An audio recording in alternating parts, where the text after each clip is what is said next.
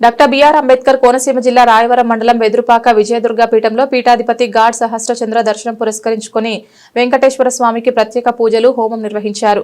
పీఠం administrator VP Bapiraju ఆధ్వర్యంలో జరిగిన కార్యక్రమంలో తిరుపతికి చెందిన వేద పండితులు పాల్గొని విశ్వక్సేన పుణ్యవచనం, రక్తబంధనం తదితర పూజలు నిర్వహించారు. అనంతరం పీఠంలో ఉన్న శ్రీదేవి భూదేవి సమేత విజయ వెంకటేశ్వర స్వామికి అర్చనలు, హారతులు నిర్వహించారు. నెల్లూరు జిల్లా గూడూరుకు చెందిన శ్రీ సాయి సత్సంగ నిలయం ఆధ్యాత్మిక గురువు కోట సునీల్ కుమార్ ఆధ్వర్యంలో హోమం నిర్వహించారు.